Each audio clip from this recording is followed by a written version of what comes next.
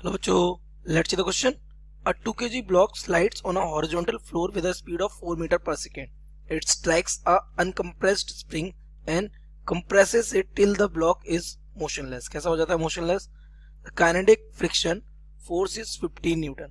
कितना है? 15 Newton है and spring constant is 10,000 Newton per meter. The spring compresses by option A 5.5 centimeter, option B 2.5 centimeter, option C 11 centimeter, option D 8.5 centimeter. So let's see the key concept of this question.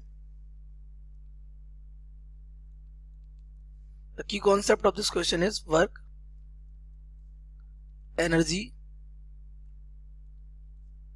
theorem. तो work energy theorem क्या कहती है? The total work done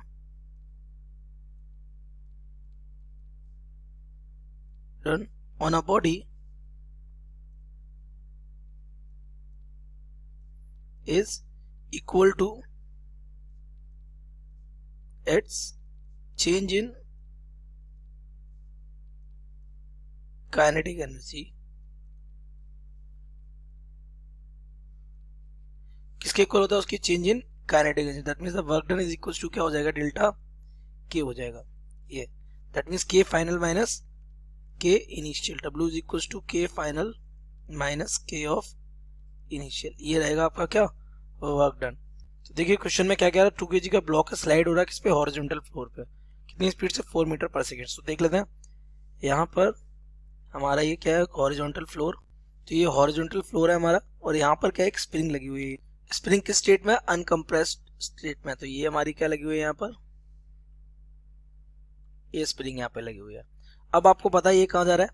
आगे की side. कितनी speed से? With 4 metre पर second speed से. तो इसका यूज इक्वल टू हो जाएगा 4 मीटर पर सेकेंड.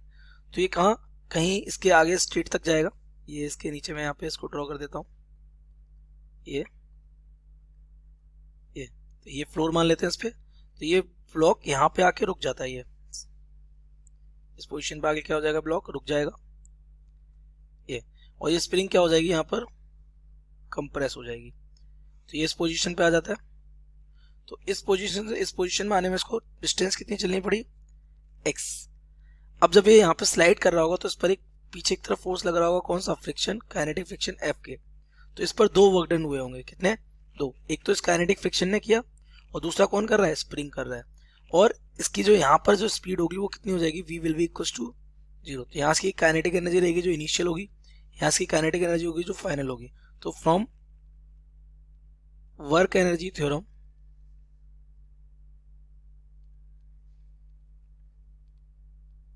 जो टोटल वर्क डन होगा वो के फाइनल माइनस के इनिशियल हो जाएगा. फाइनल कितना हो रखा है? क्योंकि यहाँ स्पीड 0 है तो फाइनल काइनेटिक जो 0.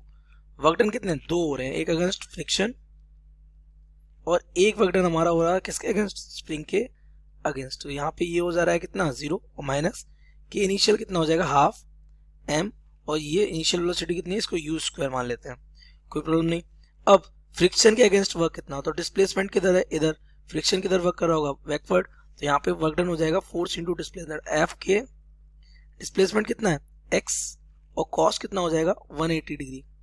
वर्क डन होता है एफ एस कॉस थीटा. तो यूज कितना हो जाएगा? Cos 180 degree. नेक्स्ट अब स्प्रिंग का फोर्स भी किधर होगा? राइट में. और ब्लॉक किधर कंप्रेस हो रहा है? इधर. तो इधर होगा हमारा कौन सा? स्प्रिंग फोर्स माइनस का kx. So work done by the spring हो जाएगा negative of half kx square. क्यों? क्योंकि जो वर्क डन बाय स्प्रिंग होता है वो होता है negative of change in potential energy. That's why we are considering the minus sign. So it becomes equal to minus का हाफ m u स्क्वायर हो जाएगा.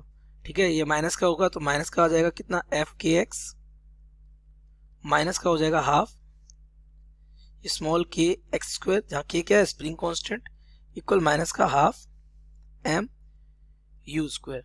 अच्छा आपसे पूछा गया? आपसे पूछा गया x पूछा है तो सबकी वैल्यूज तो आपको गिवन ही है. तो यहाँ से एफ के इज गिवन. एफ के कितना है?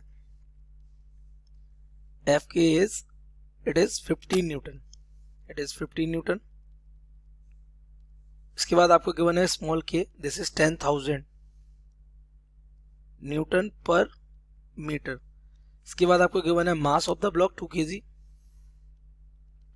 It is 2 kg.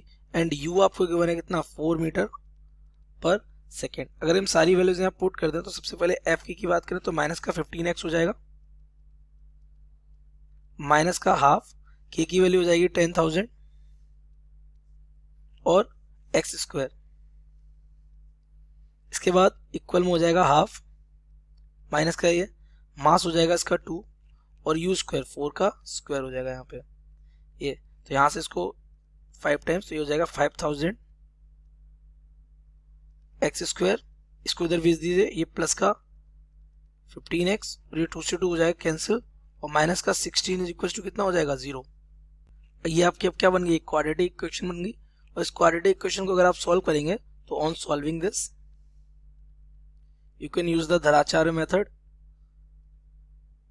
जो x आएगा वो आपका x आ जाएगा 0.055 ऑफ मीटर और यही हमारा हो जाएगा कितना 5.5 सेंटीमीटर। तो अगर आप यहाँ पे ऑप्शन अपने मैच करेंगे तो 5.5 centimetre option A is the correct option